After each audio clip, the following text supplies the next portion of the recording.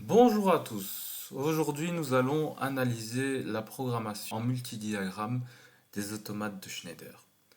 Donc pour ça, première étape, c'est de se dire, avant de programmer un automate, il est important de pouvoir rédiger son code sur une feuille. Et donc du coup, de rédiger le programme à encoder. Pour rappel, en deuxième, nous rédigions notre programme à encoder dans ce qu'on appelle un dossier binôme qui contient donc vos programmes pour cette année-ci. À l'intérieur de ce dossier binôme, vous deviez rédiger donc trois programmes. Le programme vide, le programme test-track et le programme projet.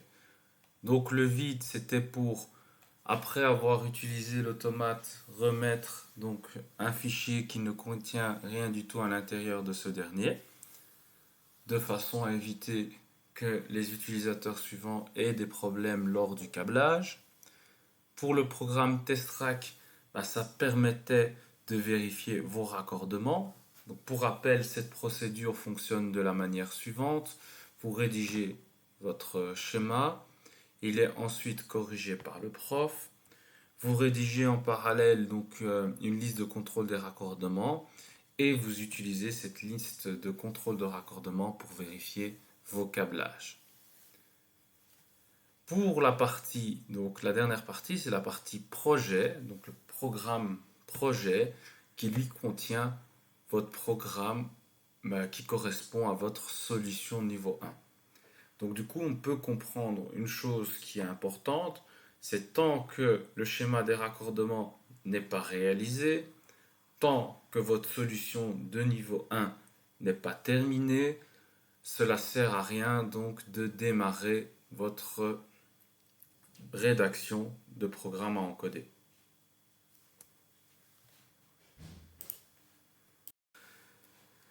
Donc voilà pour cette partie. Donc une fois qu'on a compris le concept, la manière dont on va s'organiser, c'est après très facile de passer à l'étape suivante.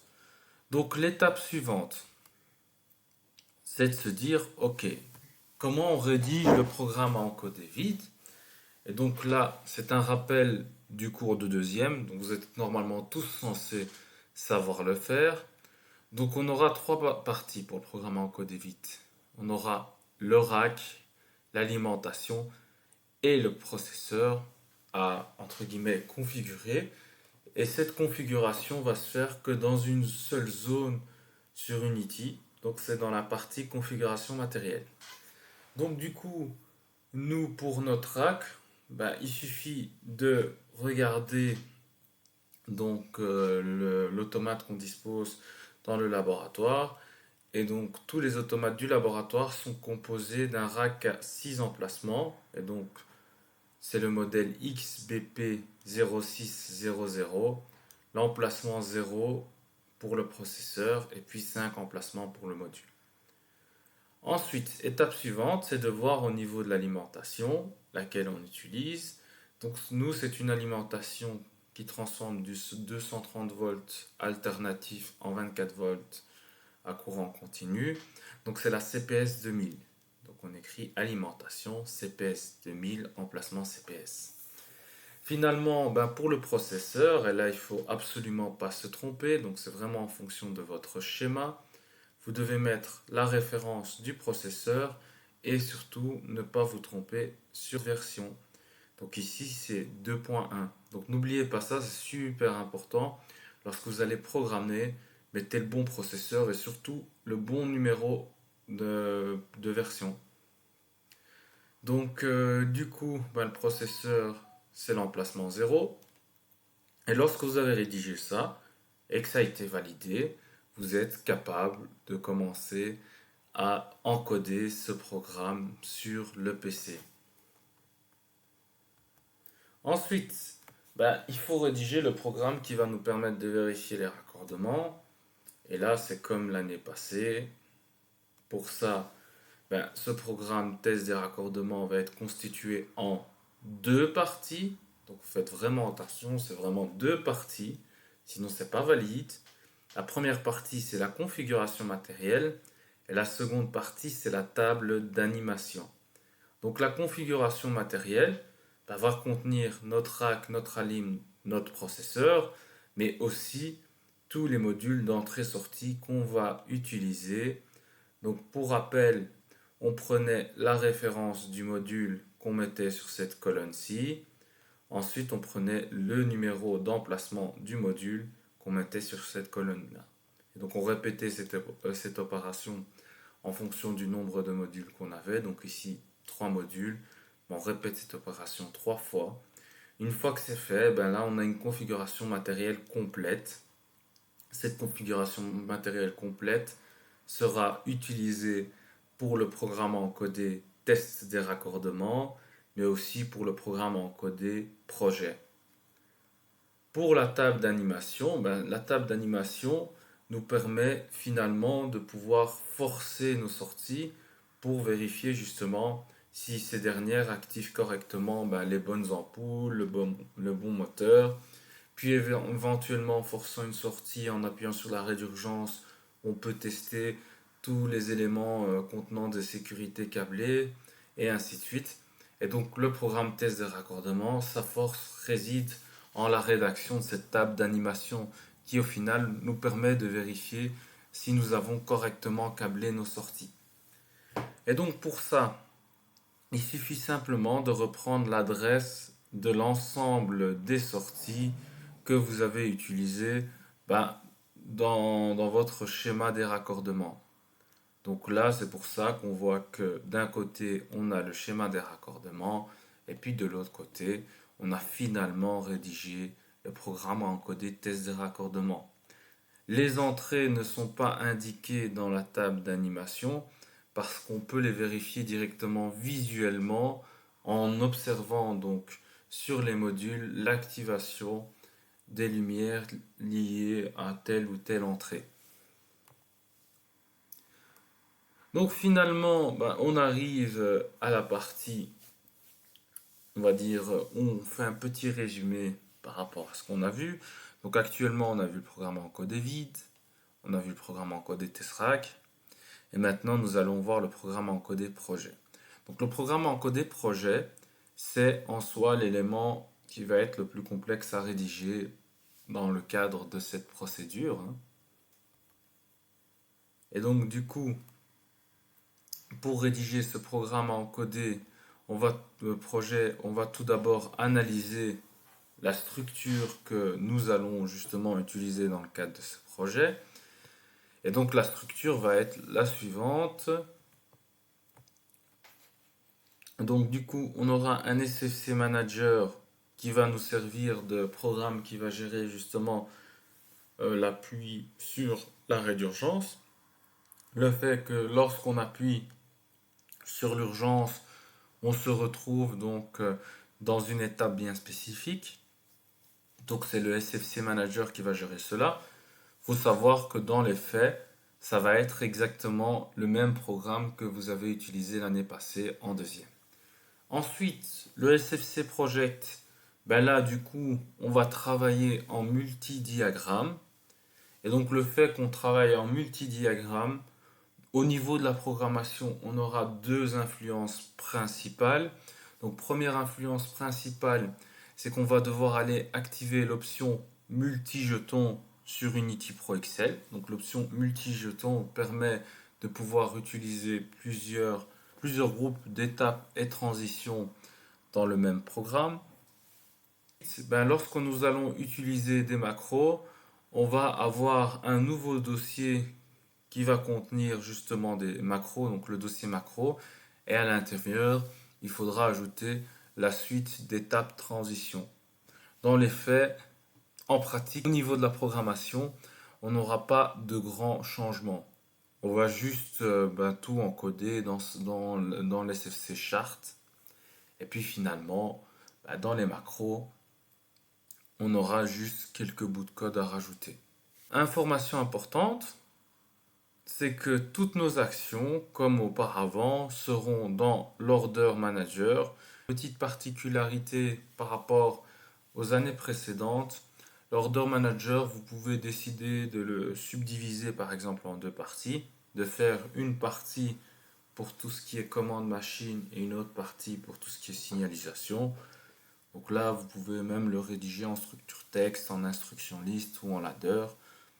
Plus vous diversifiez les langages de programmation, plus on pourra faire des choses intéressantes.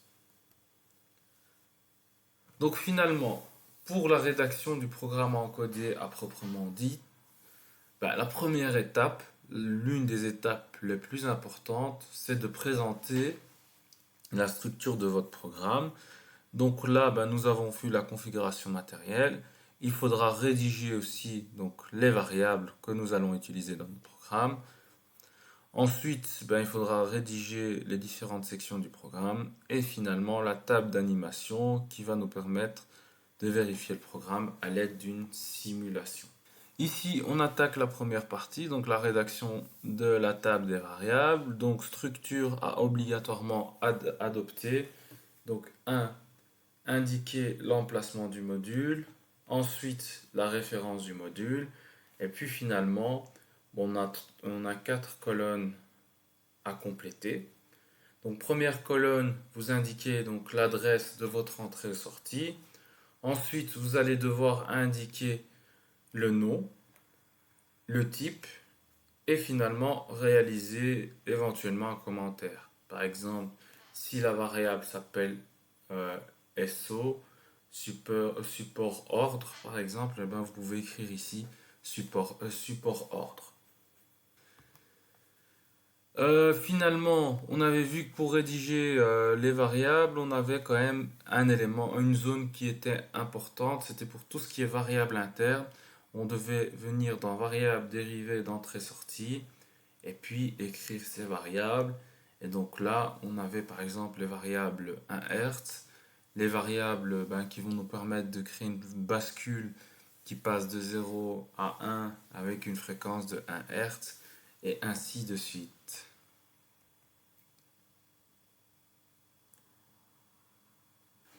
Donc, à partir de notre schéma des raccordements, on peut déjà commencer à rédiger une grande partie de la table des variables.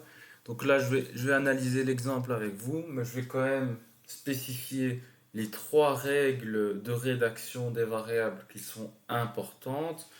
Première règle importante, c'est que les ordres, on va toujours les écrire en majuscules. Donc ici, vous voyez, le fait d'activer une ampoule, c'est un ordre.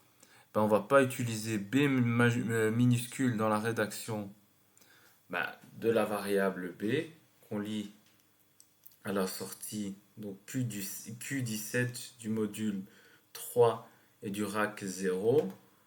Et ici, on écrit B majuscule.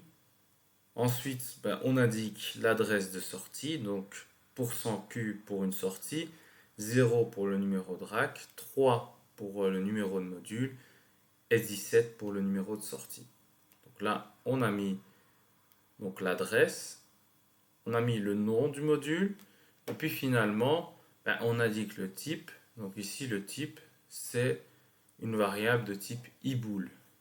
Donc electrical bool, parce que là, on utilise des variables d'entrée-sortie, tout ou rien, et donc du coup, nous devons écrire eBool. Vous voyez qu'on a mis un commentaire ici pour cette ampoule. On a dit que l'ampoule était de couleur verte et se situait sur le système commandé.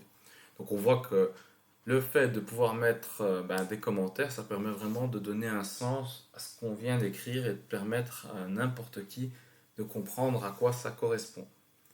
Donc on rédige ces variables pour chacun des 3 modules. Et donc du coup, pour les sorties, on avait parlé de lettres en majuscules. Maintenant, pour les entrées, si cette entrée, vous avez câblé dessus un détecteur qui est normalement ouvert, il suffit de mettre underscore et puis le nom du détecteur. Par exemple ici, pour l'entrée 1 du module 2 du rack 0, on a mis underscore M. Et puis on a mis que c'était de type eBool. Vous ferez la même chose pour toutes les entrées qui sont en normalement ouvert. Maintenant, si vous avez des entrées qui sont de type normalement fermé. Donc là, s'ils sont de type normalement fermé, nous on aimerait bien dans le nom des variables indiquer qu'elles sont du type normalement fermé.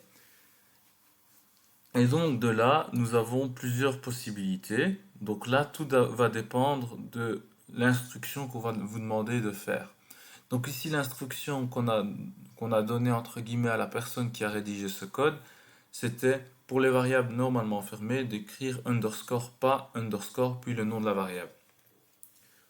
Mais en fonction de votre série, vous pourriez avoir underscore not underscore puis le nom de la variable. Et ainsi de suite. Donc du coup, là, comment on fait? Vous voyez que le détecteur ici A est câblé en normalement fermé.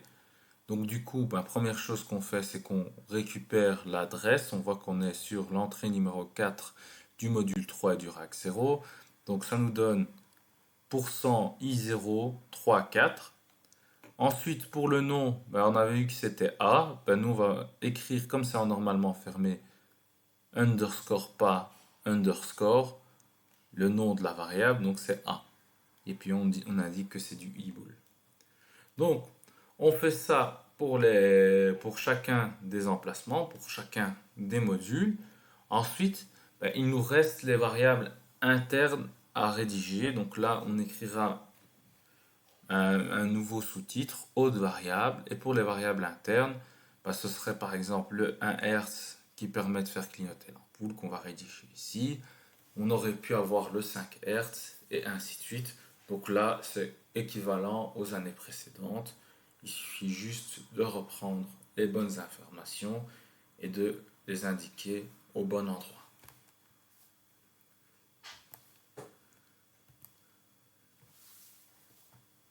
Donc finalement, une fois qu'on a rédigé la configuration matérielle du programme encodé projet, la table des variables du programme encodé projet, il nous reste la section du programme. Donc dans la section du programme, c'est votre solution de niveau 1 qui était donc fait en fonction de la norme IEC 848 qu'on va devoir entre guillemets convertir en un code qu'on va encoder sur l'automate qui permet de faire la même chose. Et donc du coup, la première chose qu'on va encoder, c'est ce qu'on appelle le SFC Manager. Donc l'SFC Manager va vous permettre de gérer l'urgence pour le DF MMA principal, l'ensemble des macros, l'ensemble des tâches. Donc du coup, comment il va fonctionner? L'idée, c'est qu'on va venir resetter l'SFC Project. Donc l'SFC Project qui est la section suivante qu'on va encoder dans la section des programmes. Le SFC Project va contenir l'ensemble des étapes et transitions du DF-MMA principal, l'ensemble des étapes et transitions des macros et l'ensemble des étapes et transitions des tâches. L'idée, c'est que pour remettre à 0 l'SFC Project, on va devoir mettre à 1 init.i et pour pouvoir mettre à 1 init.i, il faudrait que lorsque on appuie sur l'arrêt d'urgence, init.i soit mis à 1. Donc en sachant que l'arrêt d'urgence est câblé en normalement fermé, lorsqu'on appuie sur l'arrêt d'urgence, la variable pas-u va passer de 1 à 0. Et lorsqu'elle est à 0, c'est à ce moment-là que nous, on a besoin d'activer l'initChart. Donc on met cette petite boucle ici qui inverse le 0 en un 1 et permet de resetter les SFC Project. Et là, peu importe dans quelle étape vous étiez, vous allez automatiquement vous retrouver à l'étape initialement active dans notre cas, parce que l'entonnoir se situe au-dessus de l'étape initialement active. Une fois que vous avez fait ça, vous avez rédigé les SFC Manager, donc vous gérez vos urgences. Maintenant, il faut rédiger donc les programmes liés au SFC Project. Et donc, du coup, dans notre cas, à partir de notre solution niveau 1, on va, entre guillemets, convertir ça en un programme à encoder DFMMA, en un programme à encoder pour macro, en un programme à encoder pour chacune de nos tâches. Donc comment ça fonctionne pour le DFMMA principal? La première chose, c'est que les entonnoirs, on va les supprimer. Que ce soit c'est valable pour les trois. On supprime les entonnoirs. Ensuite, on reprend la même structure, donc une structure avec des étapes, des transitions. On la met ici. Et pour les numéros d'étapes, on va les remplacer par une instruction qu'on vous donnera dans le cadre DTP, justement. Donc ce sera step, par exemple, underscore le numéro d'étape. Donc vous faites ça pour chacune des étapes. Ensuite, pour tout ce qui est transition, vous n'allez pas utiliser ubar. Dans votre cas, vous allez utiliser une variable que vous avez créée dans la table des variables qui correspond à ubar. Donc ici, underscore pas ui. Et ainsi de suite. Et puis finalement, pour les macros, ça se terminera pas par x19 ou par exemple ici pour la macro 5 x29, ça se terminera par step underscore 3, donc le nom de la macro, underscore out.x. Donc qui correspond en fait à la dernière étape à l'intérieur de notre macro. Donc automatiquement sur Unity, lorsque vous allez créer une macro, à l'intérieur de cette macro, vous aurez ce qu'on appelle un step 3 in et un step 3 out. Du coup, quand vous terminez votre macro, vous sortez par le step 3 out. Et donc, du coup, c'est grâce à ça que vous pouvez par la suite passer à l'étape numéro 4. Donc, vous avez compris, l'idée, c'est que le x19, nous, on ne va pas l'écrire. Le x29, on ne va pas l'écrire. On écrira donc, si on a step 5, step 5 out.x. Et pour step 3, ce sera step 3 out.x. Donc voilà, rien de compliqué dans les faits. On va vous demander de faire aussi obligatoirement, c'est d'utiliser donc l'option commentaire sur Unity pour écrire les modes à côté. Donc voilà. Donc pour la macro init, là, la voici en solution niveau 1. Vous remarquerez donc une chose intéressante, c'est que ici, on n'a plus l'entonnoir, on n'a plus, donc on va plus avoir la boucle aussi. Donc plus de boucle, plus d'entonnoir. Ensuite, on va regarder directement qu'est-ce que cette macro va contenir. Donc elle ne contiendra plus la tâche numéro 10 qui indique que la macro est dispo, ni le x3. Donc on aura step 3 in, donc avec ce symbole-ci. Ensuite, on devra mettre donc une transition et l'écrit true. Et ensuite, on va tout simplement mettre les différentes tâches qu'on va exécuter. Donc ici, regardez, l'étape 11, on met step 11, parce que lorsqu'on a reçu les consignes, on avait dit que les étapes, on ne les écrivait plus.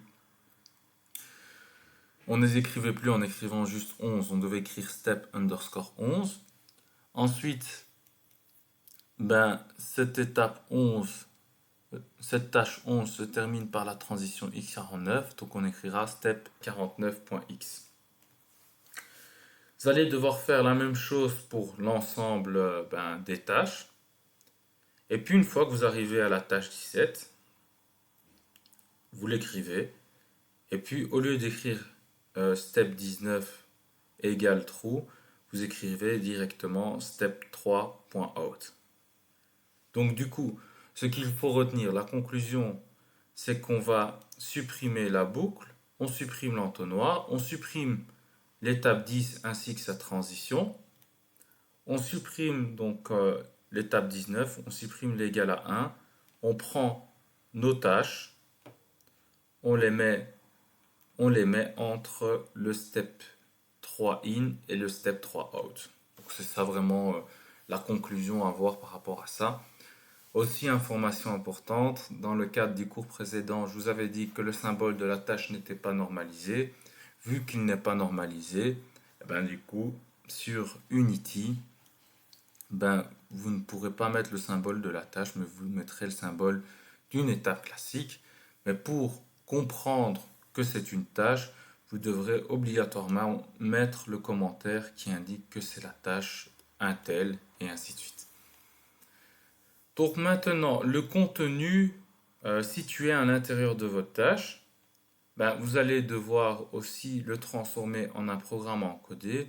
Mais là, rien de très particulier, de très compliqué. Il suffit de supprimer l'entonnoir, de remplacer le nom des étapes par le nom qu'on vous a demandé de mettre. Donc ensuite, après, le contenu des transitions, il faudra le faire comme on vous a appris en deuxième, c'est-à-dire si vous avez plusieurs transitions, faire un sous-programme en structure texte où vous mettez par exemple ici que vous activez l'étape 12 ou que vous activez l'étape 14 ou que vous activez l'étape 16. Ensuite, pour les autres éléments, le égal à 1, au lieu d'écrire égal à 1, vous devrez mettre ici true. Donc rien de compliqué. Donc de toute manière, ici, dans le cadre de ce cours-ci, on va déjà commencer à convertir certaines parties de vos codes justement en SFC Project, de façon à ce que lorsque vous arrivez en classe, ce sera donc du coup beaucoup plus facile à faire. Donc petite info importante, c'est que pour pouvoir justement utiliser les macros sur votre DF principal, vous allez devoir utiliser donc un nouveau symbole qui se situe à côté du symbole de l'étape, qui est le symbole de la macro. Et en fait, lorsque vous allez le glisser sur le SFC, donc le SFC Project, vous allez avoir donc à l'intérieur un nouveau dossier qui va apparaître, un nouveau fichier dans le dossier macro qui va apparaître. Si vous double-cliquez dessus, vous allez avoir le nom de votre macro in et le nom de votre macro out. Et c'est entre les deux que vous allez mettre l'ensemble des tâches que vous allez exécuter à l'intérieur de cette. Élément important, intéressant que je rappelle, c'est que si vous voulez rendre une étape initialement active, il suffit de double-cliquer sur l'étape. De là, vous pouvez changer son nom. Et pour activer le rendre initialement actif, il suffit de cocher la case étape initiale. Donc pour les transitions maintenant, si vous double-cliquez sur une transition, vous avez soit la possibilité de la lier à la variable, soit la possibilité de la lier à la variable et d'inverser, donc de dire que cette variable, lorsqu'elle vaut 0, on va activer la transition, et lorsqu'elle vaut 1, on ne l'active pas. Donc on a la possibilité d'inverser le fonctionnement de la condition de transition. De plus, si on a plusieurs variables, là on n'a pas le choix. On devra cocher la case section transition, l'éditer par exemple en structure texte et mettre l'ensemble des conditions qu'on veut avoir au niveau de cette transition. Donc voilà, ça c'était vraiment pour les CC Project, l'ensemble des éléments à retenir. Donc en gros, c'est tout simplement un travail systématique à faire. Si votre solution niveau 1 est OK, on commence à convertir nos tâches en SFC Project, nos macros en SFC Project. Il y a des toutes petites règles à respecter, mais globalement, il n'y a vraiment rien de compliqué à faire. Donc le plus important, vraiment à retenir, c'est que si votre solution niveau 1 est bonne, normalement pour la conversion, vous n'aurez aucun problème. Donc étape suivante, l'order manager. Donc l'order manager, pour rappel, il n'y a aussi vraiment rien de compliqué, mais l'idée dans l'order manager, c'était d'utiliser le structure texte. Donc du coup, nous, on allait profiter pour rédiger justement ce programme d'un élément, entre guillemets, qui est contenu lors de la création des étapes au niveau du SFC Project. C'était que lorsque vous insérez une étape dans un SFC Project, automatiquement, on a un groupe de variables qui se crée. Et à l'intérieur de ce groupe de variables qui se crée, on a par exemple le nom de l'étape .x. Cette variable, en fait, elle passe de 0 à 1 et elle reste à 1 tant que l'étape est active. Et donc du coup, on se dit, ah, là on a quelque chose d'intéressant. Cette variable, ben, quand je suis à l'intérieur d'une étape, cette variable .x va rester à 1 tant que je reste à l'intérieur de l'étape. Si je sors, elle passe à 0. On se dit, ah ok, il y a un élément intéressant à exploiter au niveau de ça. Et ben, l'idée, c'était de se dire, ok, ben, pour activer par exemple, dans notre cas ici, la sortie W, ben, on regardait l'ensemble des étapes dans laquelle la sortie W s'activait. Donc ici, c'était dans l'étape 2. Et donc on se disait, ah, si W s'active dans l'étape 2, il suffirait que j'écrive que W est égal, donc W, 2 points égal, à le fait que je sois dans l'étape 2. Donc dans notre cas, si je convertis ça en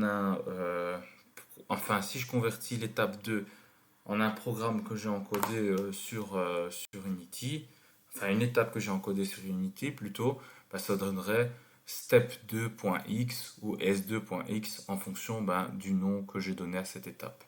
Et on mettait le point virgule pour terminer donc la rédaction de ce bout de code en structure texte. Lorsqu'on avait deux conditions, par exemple pour l'ordre O, on pouvait dire que O va s'activer à l'étape 3 ou à l'étape 4, et donc ça donnait O de point égal s3.x ou, or en anglais, s4.x point virgule. Et donc dans l'order manager, on mettait l'ensemble des actions. Ce qu'on faisait en deuxième est valable pour la troisième. Donc du coup, on va profiter de ça. Et vous verrez qu'au niveau de l'order manager, normalement, on aura beaucoup moins de lignes de code à rédiger. Donc voilà, là je vais faire quand même un petit résumé finalement de tout ce qu'on a vu pour toute cette section de programmation. L'SFC Manager va gérer donc l'ensemble des entonnoirs qui gèrent l'urgence dans notre solution de niveau 1. Donc on voit c'est les éléments qui sont en rouge.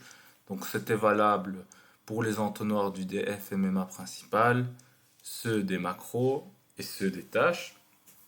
Ensuite, notre SFC Project, lui, va gérer l'ensemble des étapes et transitions du DF MMA principal, de l'initialisation, de la macro-initialisation, de la macro-processus et de l'ensemble des tâches. Finalement, l'order manager, qu'est-ce qu'il va gérer? Donc ici, ça a été représenté en deux éléments. Il va gérer donc l'ensemble des actions qui sont liées à n'importe quelle étape dans notre programme. Donc ici, par exemple, RP pour l'étape 41 et ainsi de suite. Donc c'est les éléments qui sont en vert. Dans les faits, l'order manager, vous pouvez le subdiviser en deux parties. On pourrait prévoir un order manager pour les ordres et un order manager pour la signalisation. Donc ici, pour la signalisation, le principe c'est le même. On met l'action de point égal, les conditions qui se trouvent ici par exemple. Donc ça donnerait OP de point égal, puis l'ensemble des conditions ici. MOD de point égal, l'ensemble des conditions qui sont ici. N'oubliez pas, lorsque vous avez rédigé votre SFC Project, de rédiger la table d'animation pour pouvoir vérifier correctement votre code. Et donc l'ensemble des informations à voir, c'est d'abord les entrées. Pourquoi? Parce que les entrées vont nous permettre, on va justement dans le simulateur activer donc les entrées pour pouvoir passer d'une étape à l'autre et vérifier donc qu'à telle étape, un tel ordre s'active. Et puis finalement, vous pouvez éventuellement mettre aussi tout ce qui est gestion des bascules, parce que ça peut être intéressant de vérifier qu'elle passe correctement de 0 à 1. Parce que des fois, quand vous rédigez votre F-Pulsor, donc le programme qui gère les bascules, du coup, là, ça peut éventuellement poser problème. Donc voilà. Écoutez, je vous remercie d'avoir pris le temps d'écouter cette vidéo.